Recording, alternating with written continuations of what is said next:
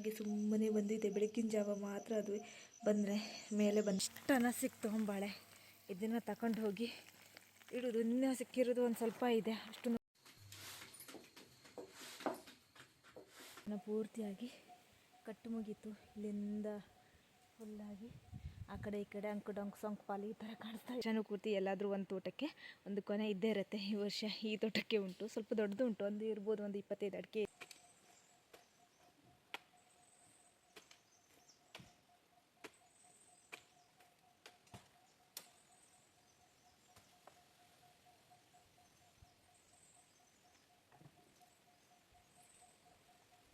ಪೈಪಿನೆಲ್ಲ ಮಡಚಿ ತಗೊಂಡು ಹೋಗೋದು. ಇಲ್ಲಿ ಅಪ್ಪ ಮಣ್ಣು ಹರಡ್ತಾ ಇದ್ದಾರೆ. 2 ಕಾಕು ಕೂಡ ಬಂದಿದ್ದೀನಿ. ಅದನ್ನು ಕೈಯಲ್ಲಿ ಹಿಡ್ಕೊಂಡು ಹೋಗುವ ಅಂತ ಅಂದಿದ್ರು ನನಗೆ. ಆದರೆ ಪೈಪಿಗೆ ಹಾಕ್ಕೊಂಡು ಹಾಗೆ ಹೋಗ್ತಾ ಇದ್ದೀನಿ. ಅದೇನೇನಾದರೂ ದಾರಿ ಮೇಲೆ ಬಿದ್ದು ಮಿಸ್ ಆಯಿತು ಅಂತಂದರೆ ಮತ್ತೆ ಬೈಗುಳ ಸ್ಟಾರ್ಟ್ ಆಗುತ್ತೆ.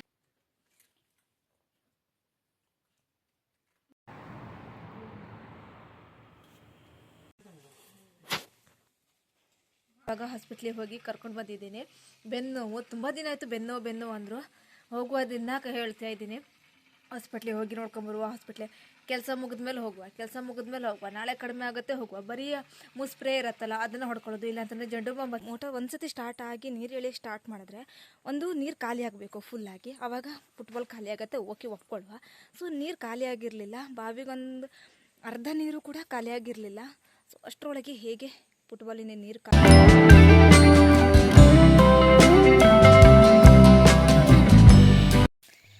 ಹಾಯ್ ಎಲ್ಲರೂ ಹೇಗಿದ್ದೀರಾ? ಎಲ್ಲರೂ ಸೂಪರಾಗಿದ್ದೀರಾ ಅಂತ ಅಂದ್ಕೊತೀನಿ. So welcome to my new vlog.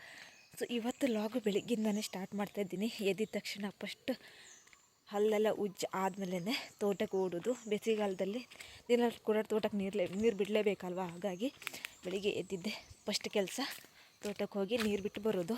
ಬಂದು ಮತ್ತು ಎಲ್ಲ ಕೆಲಸ ಎಲ್ಲ ಮಾಡಿ ಮುಗಿಸಿ 1 ಅವರ್ ಆದಮೇಲೆ ಮೋಟಾರ್ನ ಬಂದ್ ಮಾಡೋದು. ಇವಾಗೆಲ್ಲ ಸ್ವಲ್ಪ ಜಾಸ್ತಿ ನೀರಿದೆ ಬಾವಿಯಲ್ಲಿ, ಹಾಗಾಗಿ 1 ಅವರ್ ಬಿಡ್ತಾ ಇದ್ದೀನಿ ಮನೆ ಹತ್ರ ಇರೋ ತೋಟಕ್ಕೆ. ಹಾಗೆ ಈಗ ಮೋಟಾರ್ನ ಸ್ಟಾರ್ಟ್ ಮಾಡೋಕ್ಕೆ ಹೋಗ್ತಾ ಇದ್ದೀನಿ. ಸೊ ಬನ್ನಿ ಲೆಟ್ಸ್ ಗೋ. ಇವತ್ತಿನ ಲಾಗ್ನ ಏನಿರುತ್ತೆ ಅಂತ ಹೇಳ್ಬಿಟ್ಟು, ಅದಕ್ಕಿಂತ ಮುಂಚೆ ನನ್ನ ವೀಡಿಯೋಸ್ನ ಮೊದಲೇ ಸಲ ಯಾರಾದರೂ ನೋಡ್ತಾ ಇದ್ದರೆ ಪ್ಲೀಸ್ ಸಬ್ಸ್ಕ್ರೈಬ್ ಮಾಡ್ಕೊಂಡು ನೋಡಿ. ಹಾಗೆ ಪಕ್ಕದಲ್ಲಿ ಕಂಡಿರುವಂಥ ಬೆಲ್ ಐಕಾನ್ ಒತ್ತಿ. ನಾನು ಹಾಕುವಂಥ ವೀಡಿಯೋಸ್ನ ನೋಟಿಫಿಕೇಷನ್ ನಿಮಗೆ ಮೊದಲು ಬರುತ್ತೆ. ಆವಾಗ ನೀವು ಮೊದಲು ವೀಡಿಯೋನ ನೋಡ್ಬೋದು. ಸೊ ಬನ್ನಿ ಮೋಟಾರ್ನ ಸ್ಟಾರ್ಟ್ ಮಾಡಿಬಿಟ್ಟು ಇವತ್ತು ನಮ್ಮ ಮನೇಲಿ ಏನು ತಿಂಡಿ ಮಾಡಿದ್ದಾರೆ ಅಂತೇಳಿ ನೋಡುವ.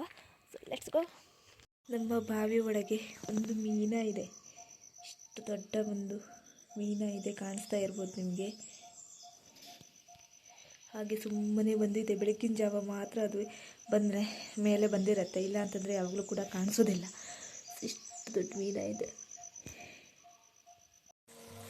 ನೀರನ್ನ ಸ್ಟಾರ್ಟ್ ಮಾಡಾಯಿತು. ಸೊ ಇಲ್ಲಿ ಫುಲ್ಲಾಗಿ ಸುತ್ತನೂ ಕೂಡ ಇಷ್ಟು ಒದ್ದೆಯಾಗಿದೆ. ಒಂದು ದಿನಕ್ಕೆ ಒಂದು 3/4 ಗಂಟೆ 1 ಗಂಟೆ ಬಿಡ್ತೀನಿ. ಈಗ ಹೋಗ್ತಾ ನೀರು ಕಡಿಮೆ ಆಗ್ತಾ ಹೋಗುತ್ತೆ.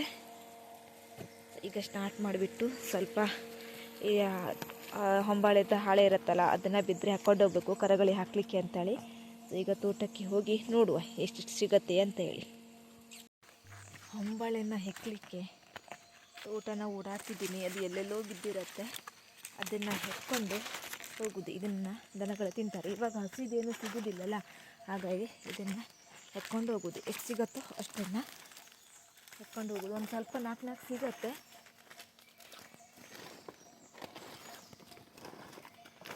ಆಲ್ಮೋಸ್ಟ್ ಅಕ್ಕಪಕ್ಕದಲ್ಲಿರೋ ತೋಟದ್ದು ಕೂಡ ಹೆಕ್ಕೊಂಡು ಬರ್ತೀನಿ.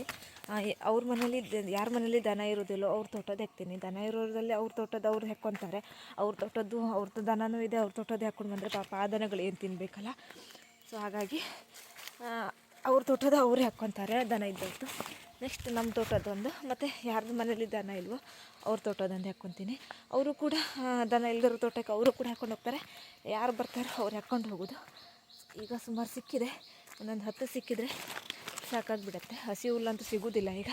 ಸೊ ಹಾಗಾಗಿ ಇದನ್ನು ಎತ್ಕೊಂಡು ಮನೆಗೆ ಹೋಗೋದು. ಕೊನೆಗೂ ಇಷ್ಟನ ಸಿಕ್ತು ಹೊಂಬಾಳೆ. ಇದನ್ನು ತಗೊಂಡು ಹೋಗಿ ಇಡೋದು. ಇನ್ನೂ ಸಿಕ್ಕಿರೋದು ಒಂದು ಸ್ವಲ್ಪ ಇದೆ, ಅಷ್ಟನ್ನು ಕೂಡ ಅಮ್ಮ ಹಾಕಿರಲಿಲ್ಲಾಗಿತ್ತು. ಹಾಗೆ ಇವತ್ತೊಂದಿಷ್ಟು ಸಿಕ್ಕಿದೆ. ಮತ್ತೆ ನೋಡಬೇಕು. ಮತ್ತು ಮೇಲಿನ ತೋಟಕ್ಕೆಲ್ಲ ಮಣ್ಣು ಕೆಲಸ ಉಂಟಲ್ಲ, ಒಂದು ಸ್ವಲ್ಪ ಅಲ್ಲಿ ಹೋದಾಗ ಮತ್ತೆ 4 ಸಿಗ್ಬೋದು. ಸೊ ಈಗ ತುಂಬ ದಿನ ಆಯಿತು ಇದನ್ನೇ ಹಸಿ ಹುಲ್ಲು ಥರ ನಾವು ಅವರಿಗೆ ಹಾಕ್ತಾಯಿದ್ದೀವಿ. ಎಲ್ಲೂ ಕೂಡ ಈಗ ಹಸಿ ಹುಲ್ಲು ಸಿಗೋದಿಲ್ಲ. ಒಂದು ಸ್ವಲ್ಪ ಸಿಕ್ಕಿದ್ರೆ ಅದನ್ನು ತೆಗಿಲಿಕ್ಕೆ ಸ್ವಲ್ಪ ಎಳ್ಕೊಂಬರೋಕ್ಕೆ ಎಲ್ಲ ಕಷ್ಟ ಆಗುತ್ತೆ. ಕತ್ತಿಯಿಂದ ಸೋರು ಥರದ್ದು ಎಲ್ಲೂ ಕೂಡ ಈಗ ಸಿಗೋದಿಲ್ಲ. ಸೊ ಹಾಗಾಗಿ ಇದು 1-2 ತಿಂಗಳ ನೆಕ್ಸ್ಟ್ ಮತ್ತೆ ಸಣ್ಣ ಸಣ್ಣ ಮಳೆ ಬೀಳ್ತಾಯಿದ್ರೆ ಮತ್ತೆ ಹಸಿ ಹುಲ್ಲನ್ನು ರೆಡಿಯಾಗಿಬಿಡುತ್ತೆ. ಸೊ ಇವಾಗಂದು ಬೇಸಿಗೆಗಾಲದಲ್ಲಿ 2 ತಿಂಗಳು ಉಂಟಲ್ಲ ಭಾಳ ಕಷ್ಟ. ಆಗ ಸಣ್ಣ ಸಣ್ಣ ಕರೆಗಳಿಗೆಲ್ಲ ಹಸಿ ಹುಲ್ಲೇ ಬೇಕಾಗುತ್ತೆ. ಸೊ ಹಾಗಾಗಿ ಇದಿಷ್ಟನ್ನು ಸಿಗ್ತೀವಿ ಇವಾಗ. ಇವತ್ತು ನಮ್ಮ ಮನೆಯಲ್ಲಿ ತಿಂಡಿ ಅಕ್ಕಿ ರೊಟ್ಟಿ. ಆಲ್ಮೋಸ್ಟ್ ನಮ್ಮ ಮನೆಯಲ್ಲಿ ನಾರ್ಮಲಾಗಿ ಬೆಳಗ್ಗಿನ ತಿಂಡಿ ಅಕ್ಕಿ ರೊಟ್ಟಿನೇ ಆಗಿರುತ್ತೆ. ದೋಸೆ, ಇಡ್ಲಿ, ಚಪಾತಿ ಈ ಥರ ಎಲ್ಲ ಮಾಡೋದು ತುಂಬ ಅಪರೂಪ. ಒಂದು ವಾರದಲ್ಲಿ 5 ದಿನ ಅಕ್ಕಿ ರೊಟ್ಟಿನೇ ಇರುತ್ತೆ. ಏನು ಅಪರೂಪಕ್ಕೆ ಏನಾದರೂ ದೋಸೆ ಮಾಡ್ತೀವಿ. ಅಕ್ಕಿ ರೊಟ್ಟಿ ತಿನ್ನೋದ್ರಿಂದ ಆರೋಗ್ಯಕ್ಕೂ ತುಂಬ ಒಳ್ಳೆಯದಾಗುತ್ತೆ. ಮತ್ತು ಸ್ವಲ್ಪ ಎಣ್ಣೆ ಅಂಶ ದೋಸೆ ಎಲ್ಲ ಮಾಡಿಬಿಟ್ರೆ ಎಣ್ಣೆ ಅಂಶ ಜಾಸ್ತಿ ಇರುತ್ತಲ್ಲ. ಸೊ ಹಾಗಾಗಿ ನಾವು ಜಾಸ್ತಿಯಾಗಿ ಅಕ್ಕಿ ರೊಟ್ಟಿನೇ ಮಾಡ್ತೀವಿ. ನಮ್ಮ ಅಪ್ಪಂಗೂ ಕೂಡ ಆರೋಗ್ಯದಲ್ಲಿ ಹೆಚ್ಚು ಕಮ್ಮಿ ಆಗುತ್ತೆ. ಸೊ ರೊಟ್ಟಿ ತಿಂದರೆ ಚೆನ್ನಾಗಾಗತ್ತೆ ಅಂತ ಹೇಳ್ಬಿಟ್ಟು ನಾವು ಆಲ್ಮೋಸ್ಟ್ ಅಕ್ಕಿ ರೊಟ್ಟಿನೇ ಮಾಡ್ತೀವಿ. ಅಕ್ಕಿ ರೊಟ್ಟಿನ ನಾವು ಹೇಗೆ ಮಾಡ್ತೀವಿ ಅಂತ ಹೇಳ್ಬಿಟ್ಟು ಅದರದ್ದೇ ಬೇಕಾದರೆ ರೆಸಿಪಿನ ಮಾಡಿ ನಿಮಗೆ ತೋರಿಸ್ತೀನಿ. ಇಲ್ಲಿ ನಾರ್ಮಲಾಗಿ ಅಕ್ಕಿ ರೊಟ್ಟಿನ ಮಾಡ್ತಿರೋದಷ್ಟೇ ನಾನು ನಿಮಗೆ ತೋರಿಸ್ತಾ ಇದ್ದೀನಿ. ಈ ಥರ ಅಕ್ಕಿ ರೊಟ್ಟಿ ಮಾಡೋದು ತುಂಬ ಈಸಿ, ಏನು ಕಷ್ಟ ಏನಂತಲ್ಲ. ತಟ್ಟಕ್ಕೆ ಬಂದರೆ ಸಾಕು, ತುಂಬ ಈಸಿಯಾಗಿ ಅಕ್ಕಿ ರೊಟ್ಟಿನ ಮಾಡ್ಬೋದು. ಮತ್ತು ತುಂಬ ಬೇಗನೂ ಕೂಡ ಆಗಿಬಿಡುತ್ತೆ ರೊಟ್ಟಿನೂ ಕೂಡ.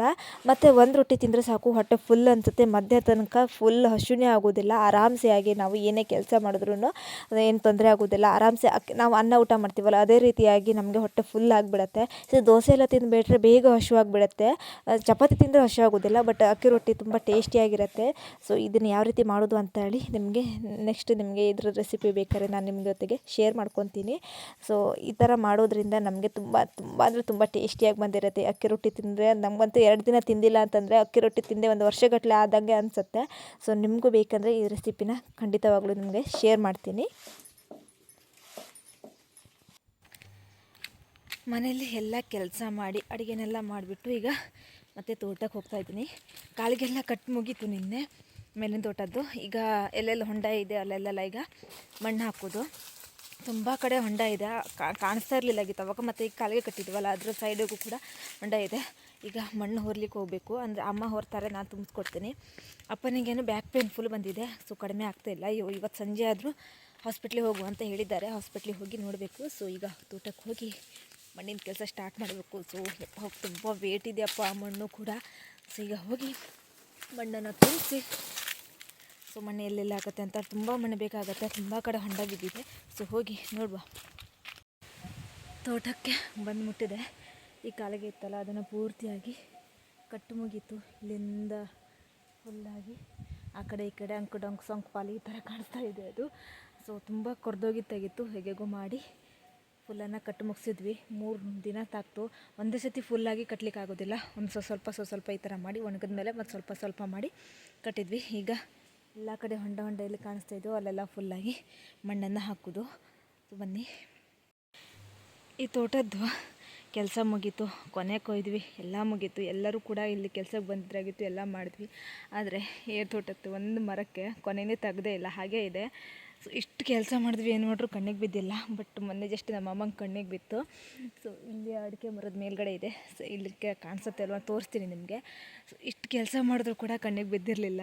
ಸೊ ವರ್ಷನೂ ಪೂರ್ತಿ ಎಲ್ಲಾದರೂ ಒಂದು ತೋಟಕ್ಕೆ ಒಂದು ಕೊನೆ ಇದ್ದೇ ಇರುತ್ತೆ. ಈ ವರ್ಷ ಈ ತೋಟಕ್ಕೆ ಉಂಟು, ಸ್ವಲ್ಪ ದೊಡ್ಡದು ಉಂಟು. ಇರ್ಬೋದು ಒಂದು 25 ಅಡಿಕೆ ಇದೆ ಅನಿಸುತ್ತೆ. ಸೊ ತೋರಿಸ್ತೀನಿ ನಿಮಗೂ ಕೂಡ. ಈ ಅಡಿಕೆ ಮರಕ್ಕಿದೆ, ತುಂಬ ಹೈಟ್ ಅಲ್ಲ, ಕಾಣಿಸೋದಿಲ್ಲ. ಇಲ್ಲೊಂದು 4 ಆ ಸೈಡಿಂದ ಉಂಟು, ಎಲ್ಲ ಹಡೆ ಎಲ್ಲ ಬಾಗಿ ಬಂದಿದೆ. ಹಾಗಾಗಿ ಕೊಯ್ಯೋರಿಗೂ ಕೂಡ ಕಾಣಿಸಿಲ್ಲ ಅನಿಸುತ್ತೆ.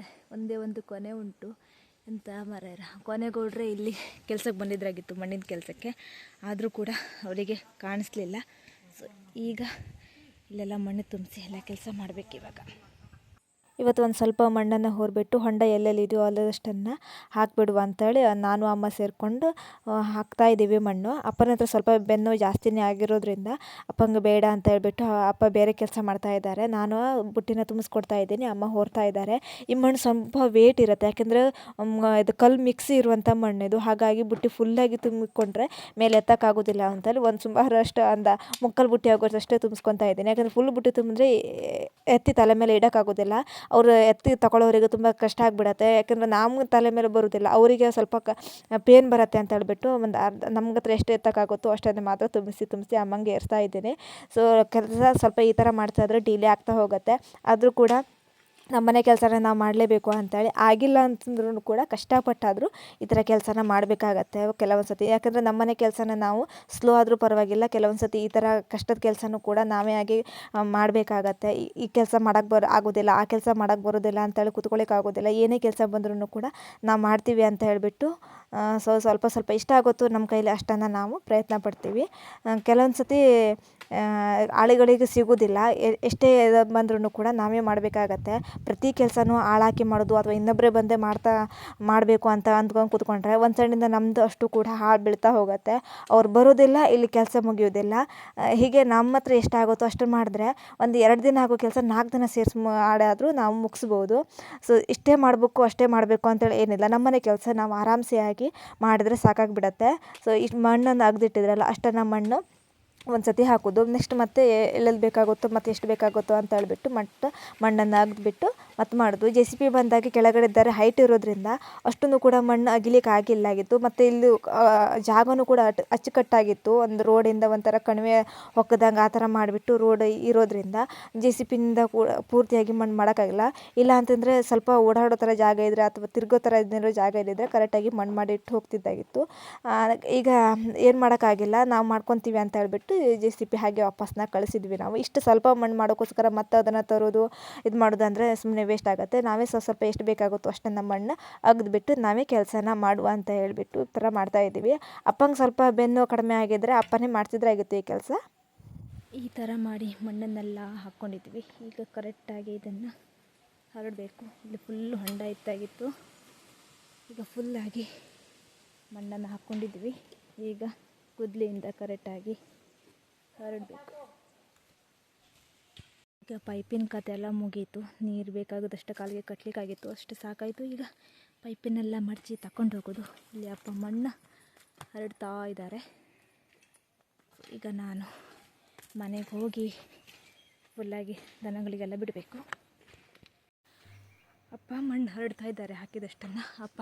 ಅಮ್ಮ ಪೈಪು ಮಡ್ಚ್ತಾ ಇದ್ದಾರೆ. ಸೊ PSC ಪೈಪ್ ಆಲ್ರೆಡಿ ಈಗ ನಾನು ತಗೊಂಡೋಗ್ಬೇಕು. ಅದನ್ನೆರಡನ್ನ ಇಲ್ಲಿ ತಂದು ಇಟ್ಕೊಂಡಿದ್ದೀನಿ. ಸೊ ಅದನ್ನು ಈಗ ತಗೊಂಡೋಗ್ಬೇಕು. ಮನೆಗೆ ಹೋಗಿ ದನಗಳನ್ನು ಬಿಚ್ಚೋದು ಎಲ್ಲ ಮಾಡೋದು. ಆಲ್ರೆಡಿ 12 ಗಂಟೆ ಆಗಿದೆ. ಹೋಗಿ ಎಲ್ಲ ಮಾಡೋ ತನಕ ಅದಾಗತ್ತೆ. ಸೊ ಈಗ ನಾನು ಹೋಗ್ತೇನೆ. ಇನ್ನು ಒಂದು ಸ್ವಲ್ಪ ಮಣ್ಣು ಹಾಕೋದುಂಟು, ಇನ್ನು ಮಣ್ಣು ಮಾಡಿದ್ದಿಲ್ಲ, ಇಲ್ಲಿ ಮಣ್ಣು ಮಾಡಬೇಕು. ಸೊ ಅದನ್ನು ಅಗಿಬೇಕು. ಹಾಗಾಗಿ ಈಗ ಮಣ್ಣು ಮಾಡಿದಷ್ಟನ್ನೆಲ್ಲ ಹಾಕಾಯಿತು. ಈಗ ಹರಡಿಟ್ಟು ಬರ್ತಾರೆ.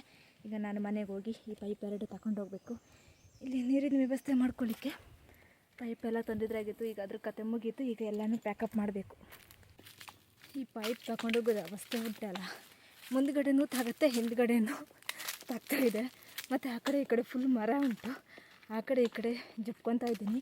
ಹಾಗೆ ಮುಂದ್ಗಡೆ ಅಲ್ಲಿ 2 ಕಾಕು ಕೂಡ ಬಂದಿದ್ದೀನಿ. ಅದನ್ನು ಕೈಯಲ್ಲಿ ಹಿಡ್ಕೊಂಡು ಹೋಗು ಅಂತ ಅಂದಿದ್ರು ನನಗೆ. ಆದರೆ ಪೈಪಿಗೆ ಹಾಕ್ಕೊಂಡು ಹಾಗೆ ಹೋಗ್ತಾ ಇದ್ದೀನಿ. ಅದೇನೇನಾದರೂ ದಾರಿ ಮೇಲೆ ಬಿದ್ದು ಮಿಸ್ ಆಯಿತು ಅಂತಂದರೆ ಮತ್ತೆ ಬೈಗುಳ ಸ್ಟಾರ್ಟ್ ಆಗುತ್ತೆ. ಸೊ ಹೆಂಗೆ ಹಿಡ್ಕೊಂಡು ಹೋಗಿದ್ರೂ ಕಷ್ಟ ಆಗ್ತಾ ಉಂಟು. ಇದೆಂಥ ಪೈಪು ಸ್ವಲ್ಪ ಆ ಕಡೆ ಈ ಕಡೆ ಬಾಗಿ ಎಲೆನೆಲ್ಲ ಆಗ್ತಾ ಉಂಟು. ದೇವ್ರೆ ಏನೇನು ಕಷ್ಟ ಬರುತ್ತೋ ದೇವ್ರೇ ಭಗವಂತ, ಅಥವಾ ನನಗೆ ಬರುತ್ತಾ ಈ ಥರದ್ದು ಗೊತ್ತಿಲ್ಲ. ಆ ಬಾಲ್ ಪೈಪ್ ಆದರೆ ತಗೊಂಡು ಬಂದಿದ್ರೆ ಈಸಿ ಇರ್ತಿರ್ತೇನೆ. ಬಟ್ ಯಾವ್ದು ಕೆಲಸ ಮಾಡಿದ್ರು ಈಸಿ ಇಲ್ಲಪ್ಪ. ಸೊ ಈಗ ಇವಾಗ ಒಂದು ಸ್ವಲ್ಪ ಲೆವೆಲ್ ಇದೆ ಜಾಗ ನಡ್ಕೊಂಡು ಹೋಗೋಕ್ಕೆ. ಇನ್ನಿನ್ನು ತೋಟ ದಾಟಿ ಆ ಮನೇಲಿ ಘಟ್ಟ ಉಂಟಲ್ಲ, ಅಲ್ಲಿ ಹತ್ತಬೇಕಾದ್ರೆ ಇದೆ ನನಗೆ ಒಂದು ಮಜಾ. ಮನೆಗೆ ತಂದು ಪೈಪ್ನ ಡೈರೆಕ್ಟ್ ಮೇಲ್ಗಡೆ ನೀರಿಸ್ಬಿಟ್ಟೆ. ಮತ್ತೆ ರಗಳೆ ಬೇಡ ಅಂತೇಳಿ ಮಧ್ಯೆ ಇಟ್ಟರು ಕೂಡ ಯಾರಾದರೂ ಕಾಲಿಟ್ಟರೆ ಒಡೆದೋಗುತ್ತೆ ಅಂತ ಹೇಳಿಬಿಟ್ಟು ಮೇಲ್ಗಡೆ ಆಲ್ರೆಡಿ ಹಾಕಲಿಕ್ಕೆ ಈ ಥರ ಅಟ್ಟದ ಕೆಳಗಡೆ ಪೈಪನ್ನು ಇಡೋಕ್ಕೆ ಜಾಗ ಮಾಡ್ಕೊಂಡಿದ್ವಲ್ಲ, ಅಲ್ಲೇ ಡೈರೆಕ್ಟ್ ಬಂದು ಹಾಕಿಬಿಟ್ಟೆ. ಸೊ ಈಗ ಕೊಟ್ಟಿಗೆ ಹೋಗಿ ದನಗಳಿಗೆಲ್ಲ ಬಿಡಬೇಕು. ಮತ್ತು ಕರುಗಳಿಗೆಲ್ಲ ಆಲ್ರೆಡಿ ಹಾಕಲಿಕ್ಕೆ ರೆಡಿ ಮಾಡಿ ಇಟ್ಕೊಂಡಿದ್ದೀವಿ. ಒಂದು ಸ್ವಲ್ಪ ಎಡೆಬಾಳೆ ಹಾಗೆ ಬಾಳೆದು ಎಲೆ ಉಂಟಲ್ಲ, ಅದನ್ನೆಲ್ಲ ರೆಡಿ ಮಾಡಿ ಇಟ್ಕೊಂಡಿದ್ವಿ. ಅದನ್ನೆಲ್ಲ ಹಾಕಿಬಿಟ್ರೆ ಮುಗೀತು. ಇನ್ನೇನು ಊಟಕ್ಕೆ ಏನಾದರೂ ರೆಡಿ ಮಾಡಬೇಕು.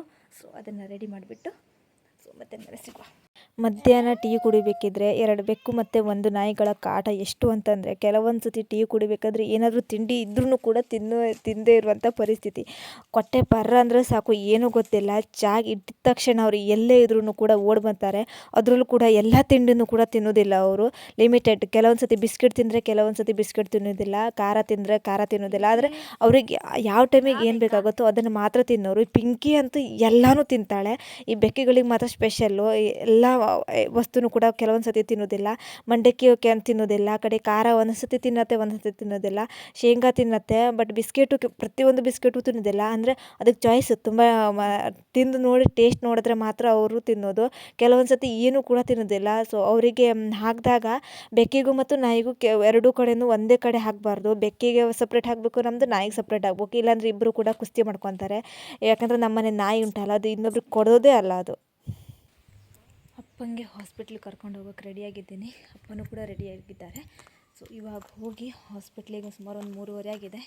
ಎಷ್ಟೊತ್ತಾಗುತ್ತೋ ಏನೋ ಗೊತ್ತಿಲ್ಲ. ಜಾಸ್ತಿ ಜನ ಇದ್ದರೆ ಸ್ವಲ್ಪ ಲೇಟ್ ಆಗುತ್ತೆ. ಸೊ ಹೋಗಿ ಹಾಸ್ಪಿಟ್ಲಿಗೆ ಹೋಗಿ ಏನು ಎಷ್ಟು ಜನ ಇದ್ದಾರೆ ಅಂತ ಹೇಳಿ ಅಪ್ಪಂಗೆ ಟ್ರೀಟ್ಮೆಂಟ್ ಕೊಟ್ಟು ಬರುವ. ಹಾಸ್ಪಿಟ್ಲಿಗೆ ಬಂದಾಯಿತು. ಸೊ ಈಗ ಹೋಗಿ ನೋಡಬೇಕು ಏನಾಗುತ್ತೆ ಅಂತ ಹೇಳಿ. ಯಾರು ಇಲ್ಲ ಅನಿಸುತ್ತೆ, ನೋಡುವ. ಹಾಸ್ಪಿಟ್ಲಿಗೆ ಹೋಗಿ ನೋಡೋ ತನಕ ಹಾಸ್ಪಿಟ್ಲ್ ಓಪನ್ನೇ ಆಗಿತ್ತು. ನಾವು 4 ಗಂಟೆಗೆ ಓಪನ್ ಆಗೋದು ಹಾಸ್ಪಿಟ್ಲು. ನಾವು ಅದಕ್ಕಿಂತ ಮುಂಚೆನೇ ಹೋಗಿ ಮುಟ್ಟಿದ್ವಿ. ಎಲ್ಲ ಖಾಲಿ. ನಮಗಿಂತ ಮುಂಚೆ ಒಬ್ಬರು ಮುಟ್ಟಿದ್ರು. ಹಾಸ್ಪಿಟ್ಲಿಗೆ ಹೋಗಿ ಮನೆಗೆ ಬಂದಾಯಿತು. ಬರಬೇಕಿದ್ರೆ ಹೊಸ ತೋಟಕ್ಕೆ ನೀರನ್ನ ಬಿಟ್ಟು ಬಂದಿದ್ದೀವಿ. ಇನ್ನು ಸುಮಾರು 6:30 ಟೈಮಿಗೆ ಹೋಗಿ ಮಷಿನ್ನ ಬಂದ್ ಮಾಡಬೇಕು. ಬರುವಷ್ಟರಲ್ಲಿ ಆಲ್ರೆಡಿ ಜೋಳದ ಲೋಡ್ ಬಂದಿದೆ. ಅದನ್ನು ಈಗ ಅವರು ಖಾಲಿ ಮಾಡ್ತಾ ಇದ್ದಾರೆ. ದನಗಳಿಗೆ ಹಾಕಲಿಕ್ಕೆ ಒಂದು ಜೋಳದ ಲೋಡ್ ಬೇಕಿತ್ತು, ಬಂದಿದ್ದಾರೆ ಅವರು. ಈ ಜೋಳದ ಲೋಡನ್ನು ನಾವು ಯಾವಾಗಲೂ ಕೂಡ ಟ್ಯಾಕ್ಟ್ರ್ನವ್ರಿಗೆ ಹೇಳ್ತಿದ್ರಾಗಿತ್ತು, ಒಂದು ಲೋಡ್ ಅಂತ ತಂದಾಕ್ರಿ ಅಂತೇಳಿ. ಜೋಳ ಎಲ್ಲೂ ಕೂಡ ಸಿಗ್ತಾ ಇರಲಿಲ್ಲಾಗಿತ್ತು. ಮಳೆಗಾಲದಲ್ಲಿ ಅಷ್ಟು ಕೂಡ ಮಳೆ ಸಿಕ್ಬಿಟ್ಟು ಅಷ್ಟು ಕೂಡ ಹಾಳಾಗಿದೆ, ಜೋಳ ಸಿಕ್ಕಿರಲಿಲ್ಲಾಗಿತ್ತು. ಇವಾಗ ಜಸ್ಟ್ ಜೋಳದೇನು ಕಟಾವಾಗಿದೆ. ಜಸ್ಟ್ ಪ್ರತಿಯೊಬ್ಬರು ಕೂಡ ಕಟಾವಾಗಿಲ್ಲ. ಆದವ್ರಿಗೆ ಎಲ್ಲರೂ ಸಿಗತ್ತೆ ಅಂತೇಳಿ ನಾವೆಲ್ಲರಿಗೂ ಕೇಳ್ತಾ ಇದ್ರಾಗಿತ್ತು. ಹಾಗೆ ಅಣ್ಣನ ಮನೆಯಲ್ಲಿ ಕೆಲಸಕ್ಕೆ ಬರ್ತಿದ್ರಾಗಿತ್ತು ಇವರು. ಅವ್ರ ಹತ್ರ ಕೇಳಿದ್ವಿ ಜೋಳದ ಲೋಡ್ ಇದೆಯಾ ಅಂತ ಹೇಳ್ಬಿಟ್ಟು. ಸೊ ಅವ್ನು ಸ್ವಲ್ಪ ಇದೆ, ತಮ್ಮದು ಮಷೀನಿಗೆ ಹಾಕಿರೋದು, ಎಲ್ಲೋ ಒಂದು ಕಡೆ ನೋಡಿಟ್ಟು ಬಂದಿದ್ದೀನಿ ಅಂತ ಅಂದರು. ಹಾಗಾಗಿ ಅವ್ರ ಗಾಡಿ ಮೇಲೆ ಅವ್ರು ಸ್ವಲ್ಪ ತಂದು ಹಾಕ್ತೀವಿ ಅಂತ ಅಂದರು. ನಮಗೆ ಬೇಕಾಗಿತ್ತು ಜೋಳ. ಸೊ ಹಾಗಾಗಿ ನಾವು ಎಷ್ಟು ಸಿಕ್ಕಿದ್ರೂ ಕೂಡ ಅಷ್ಟನ್ನು ತಗೊಂಡು ಬಿಡುವ ಅಂತ ಹೇಳಿಬಿಟ್ಟು ಒಂದು ಲೋಡನ್ನು ತಗೊಂಡ್ವಿ. ಮತ್ತು ಇಲ್ಲವೇ ಇಲ್ಲ, ಫುಲ್ ಖಾಲಿಯಾಗಿಬಿಟ್ಟಿದೆ. ಇದ್ರ ಮೇಲೆ ನೆಕ್ಸ್ಟ್ ನೋಡಬೇಕು. ಆದರೆ ನಮ್ಗೆ ಎಮರ್ಜೆನ್ಸಿ ಇರೋದ್ರಿಂದ ಜೋಳನ ತಂದ್ವಿ ನಾವು. ಜೋಳ ತುಂಬ ಚೆನ್ನಾಗಿ ಬಂದಿದೆ. ಜೋಳದ ಲೋಡು ಖಾಲಿ ಮಾಡಿಟ್ಟು ಹೋದರು ಅವರು. ಸುಮಾರು 5:45 ಆಗಿದೆ. ಹಾಸ್ಪಿಟ್ಲಿಗೆ ಹೋಗಿ ಬೇಗ ಬಂದ್ವಿ. ಬಂದಿದ ತಕ್ಷಣ ಗೊತ್ತಿತ್ತು ಅಪ್ಪ ಗ್ಯಾರಂಟಿ ತೋಟಕ್ಕೆ ಹೋಗ್ತಾರೆ ಅಂತ ಹೇಳ್ಬಿಟ್ಟು. ಬಟ್ ಜೋಳದ ಲೋಡ್ ಬಂದಿರೋದ್ರಿಂದ ಹೋಗಿಲ್ಲ. ಅಮ್ಮನೂ ಕೂಡ ಬಂದಿರಲಾಗಿತ್ತು ಮನೆ ಹತ್ರ. ಸೊ ಹಾಗಾಗಿ ಈಗ 5:45 ಆಗಿದೆ. ಸುಮಾರು 1 ಗಂಟೆ ಕೆಲಸ ಮಾಡ್ಬೋದು ಅಂತೇಳಿ ಇಬ್ಬರು ಸೇರ್ಕೊಂಡು ಹೋಗಿದ್ದಾರೆ. ಜಸ್ಟ್ ಇವಾಗ ಹಾಸ್ಪಿಟ್ಲಿಗೆ ಹೋಗಿ ಕರ್ಕೊಂಡು ಬಂದಿದ್ದೀನಿ. ಬೆನ್ನೋವು ತುಂಬ ದಿನ ಆಯಿತು, ಬೆನ್ನೋವು ಅಂದರು. ಹೋಗುವ ದಿನ ಹೇಳ್ತಾ ಇದ್ದೀನಿ, ಹಾಸ್ಪಿಟ್ಲಿಗೆ ಹೋಗಿ ನೋಡ್ಕೊಂಬರುವ, ಕೆಲಸ ಮುಗಿದ್ಮೇಲೆ ಹೋಗುವ, ನಾಳೆ ಕಡಿಮೆ ಆಗುತ್ತೆ ಹೋಗುವ. ಬರೀ ಸ್ಪ್ರೇ ಇರುತ್ತಲ್ಲ ಅದನ್ನು ಹೊಡ್ಕೊಳ್ಳೋದು, ಇಲ್ಲಾಂತಂದರೆ ಜಂಡು ಬಾಂಬ್ ಹಚ್ಕೊಳ್ಳೋದು, ಅಥವಾ ನಾರ್ಮಲಾಗಿ ಮುಲಾಮ್ ಸಿಗುತ್ತಲ್ಲ ಅದನ್ನು ಹಚ್ಕೊಳ್ಳೋದು, ಯಾವುದಾದ್ರು ಒಂದು ಹಚ್ಕೊಳ್ಳೋದು. ಇದನ್ನು ಮಲ್ಕೊಳ್ಬೇಕಿದ್ರೆ ಮತ್ತು ಬೆಳಿಗ್ಗೆ ಎದ್ದ ತಕ್ಷಣ 2 ಟೈಮು ಹಚ್ಕೊತ ಇವತ್ತು ಕಡಿಮೆ ಆಗುತ್ತೆ, ನಾಳೆ ಕಡಿಮೆ ಆಗುತ್ತೆ ಅಂತ ಹೇಳಿ ಇವತ್ತು ಹಾಸ್ಪಿಟ್ಲಿಗೆ ಫುಲ್ ಪೇನ್ ಸ್ಟಾರ್ಟ್ ಆಯಿತು ಅನಿಸುತ್ತೆ. ಇವತ್ತು ಹಾಸ್ಪಿಟ್ಲಿಗೆ ಕರ್ಕೊಂಡು ಬಂದೆ. ಸ್ವಲ್ಪ ರೆಸ್ಟ್ ತಗೊಳ್ಬೇಕು ಅಂತ ಗೊತ್ತಿಲ್ಲ. ಈಗ ಮತ್ತೆ ತೋಟಕ್ಕೆ ಹೋಗಿದ್ದಾರೆ. ನಾವು ಎಷ್ಟೇ ಹೇಳಿದ್ರೂ ಕೂಡ ಅವ್ರು ಕೇಳೋದಿಲ್ಲ. ನಾನಂದು ಇವತ್ತು ಸಂಜೆ ಆಯಿತು ಅಂತ ಹೇಳಿ, ಇಲ್ಲ 1 ಅವರ್ ಕೆಲಸ ಮಾಡ್ಬೋದು, ಇವಾಗ ನಾನು ಹೋಗ್ತೀನಿ ಅಂತೇಳಿ ಅಪ್ಪ ಇಬ್ಬರು ಸೇರ್ಕೊಂಡು ಹೋಗಿದ್ದಾರೆ. ಈಗ ನಾನು ಮೊಟಾರ್ನ ಬಂದ್ ಮಾಡೋಕ್ಕೆ ಹೋಗಬೇಕು. ಮತ್ತು ದನಗಳಿಗೆ ಬರೋ ಹೊತ್ತಾಯಿತು, ಕೊಟ್ಟಿಗೆನ ಕ್ಲೀನ್ ಮಾಡಿ ಎಲ್ಲ ಮಾಡಬೇಕು. ಹಾಗೆ ಈಗ ದನಗಳಿಗೆ ಹಾಕಲಿಕ್ಕೇನೋ ತೊಂದರೆ ಇಲ್ಲ. ಆಲ್ರೆಡಿ ಜೋಳನ ಬಂದುಬಿಟ್ಟಿದೆ. ಇವು ಜೋಳ ತಿನ್ನೋಕ್ಕಂತೂ ಕೊಟ್ಟಿಗೆಗಳು 2 ಕರ ಉಂಟಲ್ಲ, ಜೀವ ಬಿಡ್ತಾರೆ. ಇಷ್ಟು ದಿನ ಇರಲಿಲ್ಲಾಗಿತ್ತು ಜೋಳ, ಇವಾಗ ಬಂದಿದೆ. ಹುಲ್ಲು ಅಷ್ಟೊಂದು ತಿನ್ನೋಕೆ ನೋಡ್ತಾ ಇರಲಿಲ್ಲಾಗಿತ್ತು ಅವರು. ಸೊ ಇವಾಗ ಸ್ವಲ್ಪ ರೂಢಿ ಮಾಡ್ಕೊಂಡಿದ್ರು ತಿನ್ನೋಕ್ಕೆ. ಇವಾಗ ಜೋಳ ಬಂದಿದೆಯಲ್ಲ, ಇವಾಗ ಟೆನ್ಷನ್ ಬೇಡ. ಈಗ ಜೋಳ ಹಾಕಿದಷ್ಟು ಅವ್ರು ಹೊಟ್ಟೆೊಳಗೆ ಹೋಗ್ತಾ ಇರತ್ತೆ. ಸೊ ಜೋಳನೂ ಕೂಡ ತುಂಬ ಚೆನ್ನಾಗಿದೆ. ಸೊ ಫುಲ್ಲಾಗಿ ಕಪ್ಪು, ಇಲ್ಲಾಂದರೆ ಸ್ವಲ್ಪ ಸ್ಮೂತ್ ಕಪ್ಪದಾಗಿ ಬರ್ತಿತ್ತು, ಹಾಗೇನು ಬಂದಿಲ್ಲ. ದಂಟು ಕೂಡ ಜಾಸ್ತಿ ಏನು ಬಂದಿಲ್ಲ, ಫುಲ್ ಸಿಪ್ಪೆನೇ ಬಂದುಬಿಟ್ಟಿದೆ. ಸೊ ಚೆನ್ನಾಗಿದೆ. ಮೊನ್ನೆ ಜಸ್ಟೇನೋ ಮಷೀನಿಗೆ ಹಾಕಿದ್ರಂತೆ ಅವರು. ಸೊ ಇವತ್ತನ್ನು ತಂದುಬಿಟ್ಟರು. ನಮಗೆ ತುಂಬ ಬೇಡಿಕೆ ಇತ್ತು, ಜೋಳ ಸಿಪ್ಪೆ ಬೇಕು ಅಂತೇಳಿ. ಕೊನೆಗೂ ಈಗಲೇ ಬೇಗ ಬಂದಿದೆ. ಇನ್ನೂ ನಮ್ಮ ಮಳೆಗಾಲ ಸ್ಟಾರ್ಟ್ ಆಗೋ ತನಕ ಇನ್ನು 2 ಲೋಡ್ ಆದರೂ ಬೇಕು ಅನಿಸುತ್ತೆ. ಇವಾಗ 1 ಲೋಡ್ ತಂದ್ಕೊಂಡಿದ್ದೀವಿ, ಇನ್ನು 1 ತಿಂಗಳ ಟೆನ್ಷನ್ ಇಲ್ಲ. ಇನ್ನು 2 ಲೋಡ್ ಆದರೂ ಬೇಕು ನಮಗೆ. ಮಳೆಗಾಲ ಸುಮಾರು ಒಂದು ಸೆಪ್ಟೆಂಬರ್ ಅಕ್ಟೋಬರ್ ತಿಂಗಳ ತನಕ ನಾವು ಇಟ್ಕೋಬೇಕಾಗತ್ತೆ. ಸೊ ಹಾಗಾಗಿ ಇನ್ನು 2 ಲೋಡು ಸಾಕಾಗುತ್ತೆ ಅಲ್ವ ಅಂತ ನೋಡಬೇಕು. ಸೊ ಎಷ್ಟು ಆಗುತ್ತೋ ಅಷ್ಟನ್ನು ತಂದು ಇಟ್ಕೋಬೇಕು. ಮೋಟಾರ್ನ ಬಂದ್ ಮಾಡೋಕ್ಕಂತ ಬಂದೆ. ಆದರೆ ಏನು ಗೊತ್ತುಂಟ, ಫುಟ್ಬಾಲ್ ಮತ್ತೆ ಖಾಲಿಯಾಗಿ ಮೋಟಾರ್ ಒಂದೇ ಸ್ಟಾರ್ಟ್ ಇತ್ತು. ಗೊತ್ತಿಲ್ಲ, ಒಂದು 3-4 ದಿನ ಆಯಿತು. ದಿನ ಫುಟ್ಬಾಲ್ ಖಾಲಿ ಆಗ್ತಾಯಿದೆ. ದಿನ ಫುಟ್ಬಾಲ್ ತುಂಬಿಸಿ ಮೋಟಾರ್ನ ಸ್ಟಾರ್ಟ್ ಮಾಡ್ತಿದ್ದಾಗಿತ್ತು. ಸೊ ಇವತ್ತು ಕೂಡ ಸೇಮ್ ಫುಟ್ಬಾಲ್ ಖಾಲಿಯಾಗಿತ್ತು. ತುಂಬಿಸ್ಬಿಟ್ಟು ಮೋಟಾರ್ನ ಸ್ಟಾರ್ಟ್ ಮಾಡಿದೆ. ಬಟ್ ಮತ್ತೆ ಬರುವಷ್ಟರಲ್ಲಿ ಮೋಟಾರ್ ಸ್ಟಾರ್ಟೇ ಇದೆ, ಬಟ್ ಫುಟ್ಬಾಲ್ ಖಾಲಿ ಆಗಿದೆ. ಬಟ್ ಏನು ಇದಂತಲೇ ಗೊತ್ತಾಗಲಿಲ್ಲ. ಬಟ್ ಮೋಟಾರ್ ಸ್ಟಾರ್ಟ್ ಇರಬೇಕಾದ್ರೆ ಫುಟ್ಬಾಲ್ ಹೇಗೆ ಖಾಲಿ ಆಗುತ್ತೆ? ಅಥವಾ ಯಾರಾದರೂ ಬಂದು ಬೇಕಂತೇಳಿ ಸ್ಟಾರ್ಟ್ ಇರಬೇಕಾದ್ರೆ ಮೋಟಾರ್ ಬಂದು ಎತ್ತಿದ್ರ ಏನಂತಲೇ ಗೊತ್ತಾಗ್ತಾ ಇಲ್ಲ. ಮತ್ತು ಜನರನ್ನು ನಾನಂತೂ ನಂಬೋದಿಲ್ಲ. ಯಾಕಂದರೆ ತುಂಬ ಒಬ್ಬರು ಉದ್ಧಾರ ಆಗ್ತಿದ್ದಾರೆ ಅಂದರೆ ಕೆಳಗಡೆ ಬೀಳಿಸ್ಲಿಕ್ಕಂತಲೇ ಬಂದಿರ್ತಾರೆ. ಸೊ ಮೋಟರ್ ಸ್ಟಾರ್ಟೇ ಇದೆ, ಬಟ್ ಫುಟ್ಬಾಲ್ ಹೇಗೆ ಖಾಲಿ ಆಗುತ್ತೆ ನಂಗೆ ಯೋಚನೆ ಅದೇ ಯೋಚನೆ. ಬಟ್ ಹಂಗೆ ಆಗೋಕ್ಕೆ ಚಾನ್ಸೇ ಇಲ್ಲ. ಯಾಕೆಂದರೆ ಕಂಟಿನ್ಯೂಸ್ ಆಗಿ ನೀರು ಎಳಿತಾನೇ ಇರುತ್ತೆ. ಅದೇ ಹೇಗೆ ಆಟೋಮೆಟಿಕ್ಕಾಗಿ ಫುಟ್ಬಾಲ್ ಖಾಲಿ ಆಗುತ್ತೆ? ಇದೊಂಥರ ದೊಡ್ಡ ಮಿರಾಕಲ್ ಥರನೇ ಆಗಿದೆ. ಬಟ್ ಗೊತ್ತಿಲ್ಲ, ಈ ಥರ ಆಗ್ಬೋದು. ಈಗ ನನಗಂತೂ ಗೊತ್ತಿಲ್ಲ. ನಾನು ಮೋಟರ್ ಒಂದು ಸತಿ ಸ್ಟಾರ್ಟ್ ಆಗಿ ನೀರು ಎಳಿಯೋಕ್ಕೆ ಸ್ಟಾರ್ಟ್ ಮಾಡಿದ್ರೆ ಒಂದು ನೀರು ಖಾಲಿ ಆಗಬೇಕು ಫುಲ್ಲಾಗಿ, ಆವಾಗ ಫುಟ್ಬಾಲ್ ಖಾಲಿ ಆಗುತ್ತೆ. ಓಕೆ, ಒಪ್ಕೊಳ್ಳುವ. ಸೊ ನೀರು ಖಾಲಿ ಆಗಿರಲಿಲ್ಲ, ಬಾವಿಗೊಂದು ಅರ್ಧ ನೀರು ಕೂಡ ಖಾಲಿ ಆಗಿರಲಿಲ್ಲ. ಸೊ ಅಷ್ಟರೊಳಗೆ ಹೇಗೆ ಫುಟ್ಬಾಲಿನ ನೀರು ಖಾಲಿ ಆಯ್ತು ಅಂತ ಗೊತ್ತಾಗಿಲ್ಲ. ಸೊ ಒಂದು ಯಾರಾದರೂ ಬಂದು ಫುಟ್ಬಾಲ್ ಎತ್ತಿರಬೇಕು, ಇಲ್ಲ ಏನು ಮಿಸ್ಟೇಕ್ ಅಂತ ನನಗೂ ಕೂಡ ಗೊತ್ತಿಲ್ಲ. ಸೊ ನೋಡಬೇಕು, ಇನ್ನೂ ಒಂದು 2 ದಿನ ಇದೇ ರೀತಿಯಾಗಿ ನೋಡಿದ್ರೆ ಗೊತ್ತಾಗುತ್ತೆ ಏನು ಎತ್ತ ಅಂತ ಪ್ರಾಬ್ಲಮ್ಸು. ಸೊ ಈಗ ಮನೆಗೆ ಹೋಗಬೇಕು. ಸ್ವಲ್ಪ ಸಂಜೆ ಆಗ್ತಾ ಬಂದಿದೆ. ಸೊ ಮನೆಗೆ ಹೋಗಿ ಒಂದು ಸ್ವಲ್ಪ ಕೆಲಸ ಇದೆ, ಚಾದರೆಲ್ಲ ತೊಳಿಬೇಕು ಅಂತೇಳಿ ರೆಡಿ ಮಾಡಿ ಇಟ್ಟು ಬಂದಿದ್ದೀನಿ. ಸೊ ಅದನ್ನು ಹೋಗಿ ನೆನೆಸಕ್ಕೆ ಹಾಕಬೇಕು. ನಾಳೆ ಬೆಳಿಗ್ಗೆ ಹೋಗಿ ಅದನ್ನು ತೊಳಿಬೇಕು. ಸೊ ಹೋದ ವರ್ಷವೂ ತೊಳಿಲಿಕ್ಕಾಗಿಲ್ಲ, ಮಳೆಗಾಲ, ಅದರಲ್ಲಿ ಮಳೆ ಬೆಳೆದ ನೀರಿಲ್ದೆಯ. ಸೊ ನೆಕ್ಸ್ಟ್ ತೊಳಿವ ಅಂತಂದ್ರು. ಹಾಗೆ ಇದೆ. ಆವಾಗವಾಗ ಒಂದು ಸ್ವಲ್ಪ ತುಂಬ ರೆಡಿಯಾಗಿದ್ದ ಬೆಡ್ಶೀಟ್ ತೊಳೆದು ಇಟ್ಟಿದ್ವಿ. ಪೂರ್ತಿಯಾಗಿ ಒಂದು ಸತಿ ಪೂರ್ತಿಯಾಗಿ ತೊಳಿತಿದ್ನಲ್ಲ, ಹಾಗೆ ತೊಳಿಲಿಕ್ಕೆ ಮುಟ್ಟಿರಲಿಲ್ಲಾಗಿತ್ತು. ಸೊ ಇವತ್ತಿಂದ ಸ್ಟಾರ್ಟ್ ಮಾಡುವ ಅಂತೇಳಿ ಅಂದ್ಕೊಂಡಿದ್ದೀನಿ. ಇವತ್ತು ಸಂಜೆಗೆ ನೆನೆಸಕ್ಕೆ ಹಾಕೋದು, ನಾಳೆ ಬೆಳಿಗ್ಗೆ ಅದನ್ನು ತೊಳಿವ ಅಂತ ಹೇಳಿಬಿಟ್ಟು. ಸೊ ಅಟ್ಲೆಕಾಯಿನ ಕುಟ್ಟಿಟ್ಟು ಬಂದಿದ್ದೀನಿ. ಸೊ ಈಗ ಹೋಗಿ ಚಾದ್ರನ ನೆನೆಸಕ್ಕೆ ಇಡಬೇಕು.